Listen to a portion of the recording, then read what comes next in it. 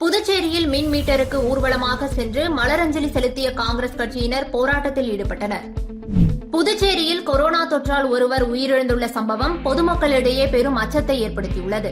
திமுக மற்றும் பாஜக ஒன்று சேர்ந்தாலும் அதிமுக தொண்டன் ஒருவனை கூட அசைக்க முடியாது என்று புதுச்சேரி அதிமுக மாநில செயலாளர் அன்பழகன் சவால் விடுத்துள்ளார். புதுச்சேரியில் 10 வயது சிறுமிக்கு பாலியல் தொல்லை கொடுத்த வழக்கில் பொறியியல் கல்லூரி மாணவருக்கு போக்சோ சட்டத்தின் கீழ் 5 ஆண்டு கடுங்காவல் சிறை தண்டனை விதித்து நீதிமன்றம் தீர்ப்பளித்துள்ளது. புதுச்சேரியில் பொருத்தப்படவுள்ள ப்ரீபெய்டு மின் மீட்டருக்கு எதிர்ப்பு தெரிவித்து 10 இடங்களில் காங்கிரஸ் கட்சியினர் போராட்டம் நடத்தினர். புதுச்சேரியில் மின் மீட்டருக்கு ஊர்வலமாக சென்று மலரஞ்சலி செலுத்திய காங்கிரஸ் கட்சியினர் போராட்டத்தில் ஈடுபட்டனர். புதுச்சேரியில் மின்துறை சார்பில் ஸ்மார்ட் மீட்டர் பொருத்தி கட்டணம் வசூலிக்கப்படுகிறது. இதனை ப்ரீபெய்டு மீட்டராக மாற்ற அரசு நடவடிக்கை எடுத்துள்ளது. இதனால் ஏழை எளியோர் பாதிக்கப்படுவார்கள் என்பதால் ரத்து செய்ய கோரி காங்கிரஸ் சார்பில் 8க்கும் மேற்பட்ட மையங்களில் ஆர்ப்பாட்டம் நடந்தது. கருவடிக்குப்பத்தில் ப்ரீபெய்டு மீட்டர் திட்டத்திற்கு எதிர்ப்பு தெரிவித்து காமராஜர் மணிமண்டபம் எதிரே காங்கிரஸ் தலைவர் வைத்தியலிங்கம் தலைமையில் நிர்வாகிகளும் தொண்டர்களும் ஊர்வலமாக சென்று மின்மாற்றிக்கு மலர் மாலை அணிவித்து அஞ்சலி செலுத்தினர். தொடர்ந்து புதுச்சேரியில் ப்ரீபெய்டு மின்மீட்டர் பொருத்துவதற்கு எதிர்ப்பு தெரிவித்து காங்கிரஸ் தலைவர் வைத்தியலிங்கம் தலைமையில் 100க்கும் மேற்பட்டோர் கண்டன கோஷங்களை எழுப்பினர். புதுச்சேரியில் ஊர்வலமாக சென்று மின்மீட்டருக்கு மலரஞ்சலி செலுத்திய காங்கிரசாரின் செயல் தற்போது இணையத்தில் வைரலாகி வருகிறது. புதுச்சேரியில் கொரோனா தொற்றால் ஒருவர் உயிரிழந்துள்ள சம்பவம் பொதுமக்களிடையே பெரும் அச்சத்தை ஏற்படுத்தியுள்ளது. புதுச்சேரி உருளையன்பேட்டை தொகுதிக்குட்பட்ட நேரு நகரை சேர்ந்த 55 வயது முதியவர் கோவிந்த் உடல்நிலை சரியில்லை என்று கடந்த 10 நாட்களுக்கு முன்பு அரசு மருத்துவமனையில் அனுமதிக்கப்பட்டார். அப்போது அவருக்கு கொரோனா தொற்று இருப்பதை உறுதி செய்த மருத்துவர்கள் அவரை தனிமைப்படுத்தினர். இந்த நிலையில் இன்று அவர் சிகிச்சை பலனின்றி உயிரிழந்தார். இதனை அடுத்து அவரது உடலை உறவினர்களிடம் ஒப்படைக்காமல் மருத்துவமனை நிர்வாகம் அலைக்கழித்ததாகவும் ஆம்புலன்ஸ் தர பணம் கேட்டு தொந்தரவு செய்ததாகவும் கூறப்படுகிறது. இது தொடர்பாக அவரின் உறவினர்கள் தொகுதி எம்எல்ஏ நேருவிடம் புகார் தெரிவித்தனர். அவர் மருத்துவமனை நிர்வாகத்தை தொடர்பு கொண்ட போது சரியான முறையில் பதிலளிக்கவில்லை என்று கூறப்படுகிறது. இதனையடுத்து நேரு எம்எல்ஏ தலைமையில் உறவினர்கள் மாவட்ட ஆட்சியரை சந்தித்து முறையிட சென்றபோது அவர் அலுவலகத்தில் இல்லாததால் திரும்பி வந்தனர். அப்போது வழியில் வந்த மாவட்ட ஆட்சியரின் காரை நிறுத்தி எம்எல்ஏ நேரு மாவட்ட ஆட்சியரிடம் கடும் வாக்குவாதத்தில் ஈடுபட்டார். மேலும் காரின் முன்பு அமர்ந்து சாலை மறியலில் ஈடுபட்டார். இதுகுறித்து தகவல் அறிந்த காவல்துறையினர் விரைந்து வந்து நேரு எம்எல்ஏ மற்றும் உறவினர்களை சமாதானப்படுத்தினர். மேலும் மாவட்ட ஆட்சியர் உடனடியாக நடவடிக்கை எடுப்பதாக உறுதியளித்ததைத் தொடர்ந்து போராட்டத்தை கைவிட்டு கலைந்து சென்றனர். இதனால் அப்பகுதியில் சுமார் 1 மணி நேரத்திற்கு மேலாக போக்குவரத்து பாதிக்கப்பட்டது. திமுக மற்றும் பாஜக ஒன்று சேர்ந்தாலும் அதிமுக தொண்டன் ஒருவனை கூட அசைக்க முடியாது என்று புதுச்சேரி அதிமுக மாநில செயலாளர் அன்பழகன் சவால் விடுத்துள்ளார். புதுச்சேரி அதிமுக தலைமை அலுவலகத்தில் செய்தியாளர்களை சந்தித்த மாநில செயலாளர் அன்பழகன், புதுச்சேரியில் சிறுவன் கழிவுநீர் தொட்டியில் விழுந்த சம்பவம் தொடர்பாக திமுக மற்றும் பாஜக எம்எல்ஏக்கள் கூட்டாக சபாநாயகரிடம் என் மீது புகார் அளித்துள்ளது அவர்களின் கள்ள கூட்டணியை வெட்ட வெளிச்சமாக்கியுள்ளது என்றும், திமுக மற்றும் பாஜக நேரடியாக வந்தாலும் கள்ளத்தனமாக கூட்டு சேர்ந்து வந்தாலும் அதிமுக தொண்டன் ஒருவனை கூட அசைக்க முடியாது என சவால் விடுத்தார். திமுக மற்றும் பாஜகவினர் கட்சிக் கொள்கை இல்லாதவர்கள் என்றும் இவர்கள் ஒரு விபத்தின் மூலம் வெற்றி பெற்றதாக தெரிவித்த அன்பழகன், பாஜக மற்றும் திமுகவின் கள்ள கூட்டணியை முன்னாள் முதலமைச்சர் நாராயணசாமி, காங்கிரஸ் தலைவர் வைத்தியலிங்கம் ஆகியோர் உணர்ந்து செயல்பட்டால் நல்லது என்றார்.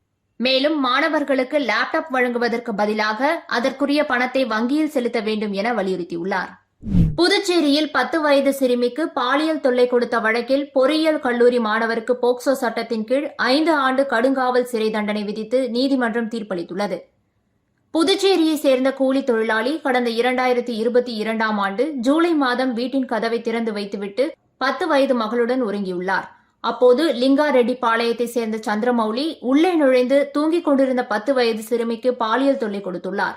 உறக்கத்திலிருந்து எழுந்த தந்தை சந்திரமௌலியை பிடிக்க முயன்றபோது அவர் தப்பி சென்றார். இதுகுறித்த புகாரின் பேரில் காட்டேரிக்குப்பம் போலீசார் வழக்கு பதிவு செய்து பொறியியல் கல்லூரி மாணவரான சந்திரமௌலியை கைது செய்தனர். அவர் மீதான வழக்கு விசாரணை புதுச்சேரியில் போக்சோ வழக்குகளை விசாரிக்கும் விரைவு நீதிமன்றத்தில் நடந்தது. விசாரணை முடிவடைந்த நிலையில் குற்றம் நிரூபணமானதால் சந்திரமௌலிக்கு போக்சோ சட்டத்தின் கீழ் 5 ஆண்டுகள் கடுங்காவல் தண்டனையும் 4000 ரூபாய் அபராதமும் விதித்து நீதிபதி சோபனா தேவி தீர்ப்பளித்தார். மேலும் பாதிக்கப்பட்ட சிறுமி குடும்பத்துக்கு 2 லட்சம் ரூபாய் நிவாரணம் அளிக்க அரசுக்கு நீதிபதி பரிந்துரை செய்தார். இதையடுத்து சந்திரமௌலி காலாப்பட்டு சிறையில் அடைக்கப்பட்டார். இந்த வழக்கில் அரசு தரப்பில் வழக்குரைஞர் எஸ். பச்சையப்பன் ஆஜரானார். புதுச்சேரியில் பொருத்தப்பட உள்ள ப்ரீபெய்டு மின் மீட்டருக்கு எதிர்ப்பு தெரிவித்து 10 இடங்களில் காங்கிரஸ் கட்சியினர் போராட்டம் நடத்தினர். புதுச்சேரியில் ஆளும் என்ஆர் காங்கிரஸ் பாஜக அரசு ப்ரீபெய்டு மின் மீட்டர் திட்டத்தை அமல்படுத்த உள்ளது. இதற்கு காங்கிரஸ் கட்சியினர் கடுமையான எதிர்ப்பு தெரிவித்து பல கட்ட போராட்டங்களை நடத்தி வந்தனர். இந்த நிலையில் இன்று புதுச்சேரி முழுவதும் 10 மையங்களில் போராட்டம் நடத்தியது. இதன்படி உப்பளம் மின்துறை தலைமை அலுவலகம், முதலியார்பேட்டை தபால் நிலையம், உருளையன்பேட்டை மின்துறை அலுவலகம் மற்றும் பாக்கமுடையான்பேட்டை, தவளக்குப்பம் மற்றும் நெல்லித்தோப்பு, 100 அடி சாலை உள்ளிட்ட பல்வேறு இடங்களில் கண்டன ஆர்ப்பாட்டம் நடைபெற்றது. இந்த ஆர்ப்பாட்டங்களில் கலந்து கொண்ட காங்கிரஸ் தலைவர் வைத்தியலிங்கம் எம்பி, முன்னாள் முதலமைச்சர் நாராயணசாமி மற்றும் சட்டமன்ற கட்சித் தலைவர் வைத்தியநாதன் எம்எல்ஏ உள்ளிட்ட அனைவரும் கலந்து கொண்டு கோரிக்கைகளை வலியுறுத்தி கண்டன உரையாற்றினர். இந்த போராட்டங்களில் வட்டார காங்கிரஸ் தலைவர்கள், பிசிசி உறுப்பினர்கள், மாநில நிர்வாகிகள், தொகுதி நிர்வாகிகள், மகளிர் அணி நிர்வாகிகள் என அனைவரும் திரளாக கலந்து கொண்டனர். புதுச்சேரி பொதுப்பணித்துறையில் விடப்படும் டெண்டர்களில் உள்ளூர் ஒப்பந்ததாரர்கள் புறக்கணிக்கப்படுவதை கண்டித்து பொதுப்பணித்துறை தலைமை அலுவலகத்தை முற்றுகையிட்டு ஒப்பந்ததாரர்கள் போராட்டத்தில் ஈடுபட்டனர். புதுச்சேரியில் பொதுப்பணித்துறையில் பதிவு பெற்ற ஒப்பந்ததாரர்கள் 600க்கும் மேற்பட்டோர் உள்ளனர். இவர்கள் பொதுப்பணித்துறையால் மேற்கொள்ளப்படும் அனைத்து பணிகளையும் ஒப்பந்த அடிப்படையில் செய்து வருகின்றனர். ஆனால் சமீப காலமாக உள்ளூரில் உள்ள ஒப்பந்ததாரர்கள் புறக்கணிக்கப்பட்டு வெளி மாநில ஒப்பந்ததாரர்களுக்கு பணி வழங்கப்படுவதாக குற்றச்சாட்டை கூறி வந்தனர். இதனால் ஒப்பந்ததாரர்களின் வாழ்வாதாரம் பாதிக்கப்படுவதாக கூறி இது சம்பந்தமாக முதலமைச்சர் மற்றும் பொதுப்பணித்துறை அமைச்சர் கவனத்திற்கு கொண்டு சென்றும் இதுவரை எந்த நடவடிக்கையும் எடுக்காத நிலையில் புதுச்சேரி பொதுப்பணித்துறை தலைமை அலுவலகம் முன்பு ஒன்று திரண்ட ஒப்பந்ததாரர் முற்றுகை போராட்டத்தில் ஈடுபட்டனர். அகில இந்திய கட்டுமான மையம் தலைவர் எழிலன் தலைமையில் நடைபெற்ற போராட்டத்தில் பொதுப்பணித்துறையில் விதிமுறைகளை மீறி ஒப்பந்தம் அறிவிக்கப்படுவதால் உள்ளூர் ஒப்பந்ததாரர்கள் புறக்கணிக்கப்படுகிறார்கள் என்றும் பொதுப்பணித்துறையில் ஒதுக்கப்படும் பணிகளுக்கு உள்ளூரில் உள்ள ஒப்பந்ததாரர்களுக்கு முன்னுரிமை வழங்க வேண்டும் என்றும் வலியுறுத்தியுள்ளனர். நிலுவையில் உள்ள தொகைகளை உடனடியாக வழங்க வேண்டும், விலைவாசிக்கு தகுந்தாற்போல் ஒப்பந்த புள்ளி பட்டியலை வெளியிட வேண்டும் என்ற கோரிக்கைகள் வலியுறுத்தப்பட்டுள்ளது. காரைக்காலில் திருமணமான 1.5 ஆண்டுகளிலேயே இளம்பெண் தூக்கிட்டு தற்கொலை செய்து கொண்ட சம்பவம் அப்பகுதியில் பெரும் பரபரப்பை ஏற்படுத்தியுள்ளது.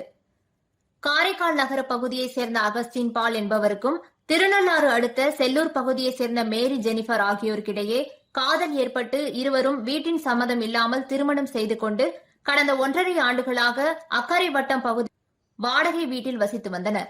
இந்நிலையில் கடந்த 24ஆம் தேதி காரைக்கால் துறைமுகத்தில் டிரைவராக வேலை செய்து வரும் அகஸ்டின் பால் தனது வேலையை முடித்துக் கொண்டு காரைக்கால் பகுதியில் கடை ஒன்றில் வேலை செய்யும் தனது மனைவியான மேரி ஜெனிஃபரை அழைத்துக் கொண்டு வீட்டிற்கு சென்றுவிட்டு கிறிஸ்துமஸ் என்பதால் தேவாலயத்தில் நடைபெற்ற பூஜையிலும் கலந்து கொண்டு வீடு திரும்பியுள்ளார். இந்நிலையில் மறுநாள் காலை மனைவி தூக்கிட்டு தற்கொலை செய்துவிட்டதாக கணவர் அகஸ்டின் பால் நிரவி காவல் நிலையத்தில் புகார் அளித்துள்ளார். புகாரை அடுத்து நிரவி காவல்துறையினர் உடலை கைப்பற்றி பிரேத பரிசோதனைக்காக அனுப்பி வைத்தனர். இந்நிலையில் மேரி ஜெனிஃபரின் இறப்பில் சந்தேகம் இருப்பதாக கூறி அவரது பெற்றோர்கள் நிரவி காவல் நிலையத்தில் புகார் அளித்துள்ளனர். மேரி ஜெனிஃபர் இறந்த இடத்தில் கடிதம் ஒன்று கைப்பற்றப்பட்டதாகவும் அந்த கடிதத்தில் உள்ள கையெழுத்து மாறி உள்ளதாகவும் அவர்கள் புகார் அளித்துள்ளனர். இதனை அடுத்து நிரவி போலீசார் இளம்பெண் இறப்புக்கு என்ன காரணம் என்பது குறித்து பல்வேறு கோணங்களில் விசாரணை மேற்கொண்டு வருகின்றனர். திருமணமாகி 1.5 ஆண்டுகளே ஆன நிலையில் பெண் இறந்துள்ளதால் தாசில்தார் விசாரணைக்கு உத்தரவிடப்பட்டுள்ளது. புதுச்சேரியில் 10, 11 மற்றும் 12ஆம் வகுப்பு பொதுத் தேர்வுக்கு விண்ணப்பிக்க தனித் தேர்வர்களுக்கு அழைப்பு விடுக்கப்பட்டுள்ளது. புதுச்சேரி கல்வித்துறை வெளியிட்டுள்ள செய்திக்குறிப்பில் வரும் 2024ஆம் ஆண்டு மார்ச் மற்றும் ஏப்ரலில் 10, 11 மற்றும் 12ஆம் வகுப்பு பொதுத் தேர்வு நடைபெறவுள்ளது. இதற்கு தனித் தேர்வர்களிடமிருந்து விண்ணப்பங்கள் வரவேற்கப்படுகின்றன. இன்று முதல் வரும் ஜனவரி 10ஆம் தேதி வரை ஆன்லைனில் விண்ணப்பிக்கலாம் என குறிப்பிடப்பட்டுள்ளது. 11 மற்றும் 12ஆம் வகுப்பு மாணவர்களுக்கான சேவை மையம் முத்திரையர் பாளையம் பகுதி இளங்கோ அடிகள் அரசு மேல்நிலைப் பள்ளியிலும் செல்லப்பெருமாள் பேட்டை விவேகானந்தா மேல்நிலைப் பள்ளியிலும் செயல்படுகிறது. 10ஆம் வகுப்பு மாணவர்களுக்கான சேவை மையம் காராமணிக்குப்பம் ஜீவானந்தம் அரசு ஆண்கள் மேல்நிலைப் பள்ளியிலும் கதிர்காமம் அரசு பெண்கள் மேல்நிலைப் பள்ளியிலும் செயல்படுகிறது. தேர்வு கட்டணம் மற்றும் ஆன்லைன் பதிவு கட்டணத்தை சேவை மையத்தில் பணமாக செலுத்த வேண்டும் என குறிப்பிடப்பட்டுள்ளது. புதுச்சேரியில் மின் மீட்டருக்கு ஊர்வலமாக சென்று மலரஞ்சலி செலுத்திய காங்கிரஸ் கட்சியினர் போராட்டத்தில் ஈடுபட்டனர். புதுச்சேரியில் கொரோனா தொற்றால் ஒருவர் உயிரிழந்துள்ள சம்பவம் பொதுமக்களிடையே பெரும் அச்சத்தை ஏற்படுத்தியுள்ளது. திமுக மற்றும் பாஜக ஒன்று சேர்ந்தாலும் அதிமுக தொண்டன் ஒருவனை கூட அசைக்க முடியாது என்று புதுச்சேரி அதிமுக மாநில செயலாளர் அன்பழகன் சவால் விடுத்துள்ளார். புதுச்சேரியில் 10 வயது சிறுமிக்கு பாலியல் தொல்லை கொடுத்த வழக்கில் பொறியியல் கல்லூரி மாணவருக்கு போக்சோ சட்டத்தின் கீழ் 5 ஆண்டு கடுங்காவல் சிறை தண்டனை விதித்து நீதிமன்றம் தீர்ப்பளித்துள்ளது. புதுச்சேரியில் பொருத்தப்பட உள்ள ப்ரீபெய்டு மின் மீட்டருக்கு எதிர்ப்பு தெரிவித்து 10 இடங்களில் காங்கிரஸ் கட்சியினர் போராட்டம் நடத்தினர். இதுபோன்ற பல சுவாரஸ்யமான செய்திகளை உடனுக்குடன் தெரிந்து கொள்ள நமது சோழர்களம் யூடியூப் சேனலை சப்ஸ்கிரைப் செய்து கொள்ளுங்கள்.